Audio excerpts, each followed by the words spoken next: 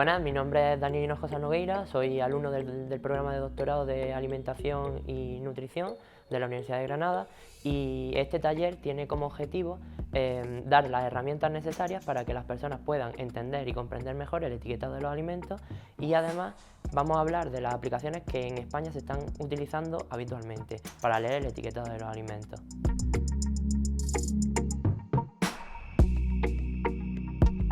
La etiqueta de los alimentos es la carta de presentación que tienen los mismos, y es importante destacar que tanto la legislación española como la europea intentan proteger al consumidor para intentar evitar fraude y que sea lo más claro posible. Existe una serie de cosas que tienen que estar obligatoriamente en el etiquetado nutricional. Existe una información que es obligatoria, como la denominación del producto, su origen, el fabricante, modo de empleo o condiciones especiales de conservación o de utilización, el lote al que pertenece, lo cual ayuda a la trazabilidad del producto, fecha de duración mínima o fecha de caducidad, y la lista de ingredientes, los cuales se ordenan de mayor a menor en cantidad en función de la que se incluyen en el propio alimento. Además, se obliga a resaltar aquellos ingredientes cuando causen alergias o intolerancias. Existen 14 alérgenos que son de obligado cumplimiento para marcar en el etiquetado, y es recomendable que si tienes otras alergias o intolerancias que no están en el etiquetado, que leas muy bien la etiqueta. Además, puedes encontrar sin el alérgeno, bajo en o contiene trazas de. Las trazas se refieren a que durante todo el proceso de producción ha podido estar en contacto el alimento con alguno de los alérgenos, y hay que tener cuidado para la gente muy sensible. Actualmente existen modas de que las personas compran alimentos sin lactosa o sin gluten o sin algún ingrediente del alimento, creyendo que son más saludables, pero realmente si no se tiene ese tipo de intolerancia o alergia, no tiene sentido que se consuman ese tipo de productos. Otra información que es obligatoria en el etiquetado es el peso neto. La información nutricional viene referida en 100 gramos de producto, mientras que el peso neto es el total del peso. La información nutricional también es obligatoria, y lo que destaca es el valor energético, la cantidad de proteínas, las grasas saturadas, hidratos de carbono, azúcar y sal. Es importante lo del peso neto, dado que, por ejemplo, un litro de leche tendrá 10 veces más de los valores de nutrientes que están indicados. Podrá complementarse con más datos como otro tipo de grasas, polialcoholes, fibra o cualquier vitamina y mineral, siempre que sea por encima de un 15% o de un 7,5% en líquido de los valores o nutricionales de referencia. Existe más información obligatoria como fuente de fenilalanina, regaliz, fitoesteroles, contenido en cafeína. Incluso se tiene que indicar el origen de las proteínas o de las grasas. Actualmente también se declaran ingredientes que están modificados o proceden de organismos modificados genéticamente o contienen nanopartículas. Hay alimentos que no están obligados a declararse ni la lista de ingredientes ni la información nutricional, como pueden ser productos de un solo ingrediente, extractos de café o bebidas alcohólicas de más de 1,2% en volumen de alcohol, y los productos frescos o a granel. A estos productos se le puede exigir que se indique la procedencia, incluso si contiene algún tipo de alérgeno. Existen ingredientes como, por ejemplo, el azúcar o el aceite de palma, que pueden tener diferentes denominaciones. Por ejemplo, el azúcar se puede encontrar como sirope de maíz, jarabe de arce, almidones, y el aceite, pues grasas vegetales fraccionadas, etc. Hay que tener mucho cuidado porque al consumidor esto lo que hace es confundirlo. Entonces lo mejor es ver el valor nutricional, y si no pone azúcar pero ves que tiene muchos azúcares, puedes estar dándote cuenta de que realmente pues tiene azúcar.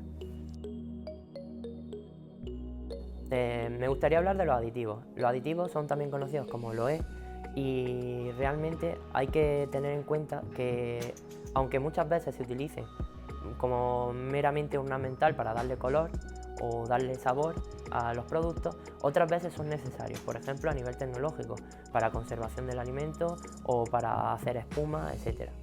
Entonces, normalmente estos aditivos están en continua reevaluación por parte de los organismos europeos, y por parte de los organismos internacionales. Entonces, realmente podemos ver que aquellos aditivos que están comercializados ahora mismo en los productos son seguros para las personas. Y hay que tener en cuenta que esos aditivos, muchas veces, si no hay evidencia de que sean seguros, se limitan para ciertos productos y ciertos usos concretos. No se puede poner en cualquier cantidad y en cualquier producto. A mí siempre me gusta utilizar el ejemplo del E300. Claro, la gente dice, el E300, una locura, en plan, aditivo, malo, ya está. Pero realmente luego le dices, pero ojo, que es ácido ascórbico, y la gente, pues ni idea, que es un ácido, pues ya está, ¿no? Pero cuando le dices que es vitamina C, la gente es que hasta paga por ese suplemento, ¿no? Hay gente que está tomando multivitamínicos con vitamina C. Entonces, ¿realmente los aditivos son tan malos como la gente quiere hacer creer? Lo que hay que tener en cuenta es que no hay que asustarse por tomar aditivos. Simplemente teniendo una alimentación variada y utilizando más productos frescos, se puede tener una alimentación saludable y equilibrada. En la etiqueta también pueden encontrarse 4 tipos de declaraciones. Un ejemplo es la nutricional, que es la más frecuente, como por ejemplo, alto contenido en fibra, light, que significa que existe un producto equivalente con 30% más de energía que el light, sin azúcares añadidos, lo cual no significa que no tengan azúcares. Y luego otro tipo de declaraciones como propiedades saludables, como regular el colesterol, reducción de enfermedades, como reduce el riesgo de náuseas, dolor de cabeza, etc. O referente a la salud infantil. Otras propiedades saludables con la reducción de colesterol, reducción de enfermedades o referente a la salud infantil.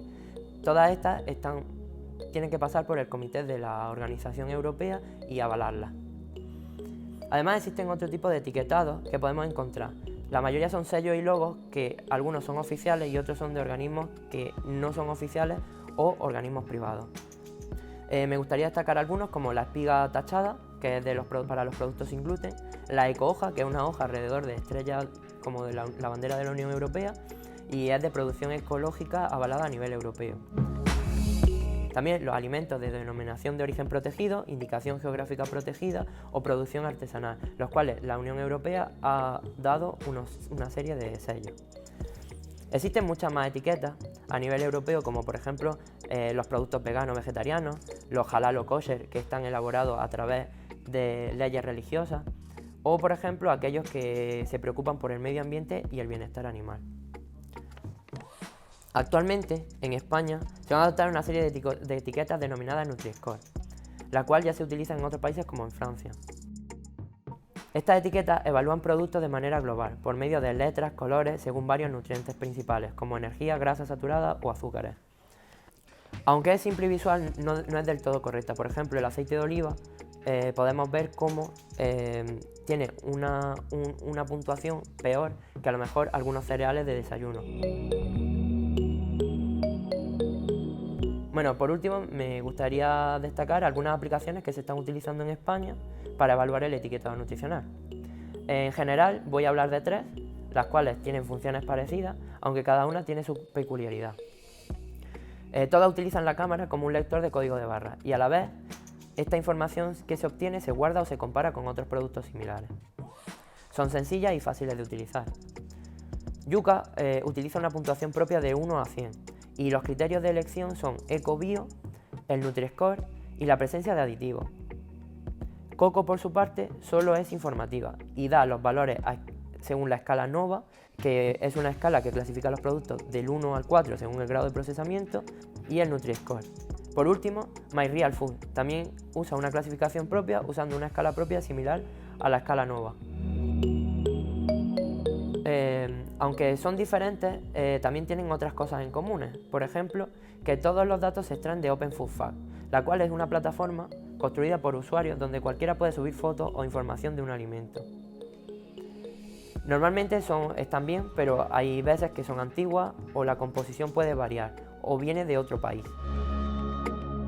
Para concluir, me gustaría decir que estas aplicaciones son útiles porque son herramientas que te ayudan de manera sencilla a ver el etiquetado, pero no son infalibles, siempre hay que tener mucho cuidado. Entonces, como conclusión, me gustaría decir que siempre hay que tener cuidado y leer bien el etiquetado nutricional y estar informados para que seamos nosotros mismos los que tomemos las decisiones. Muchas gracias.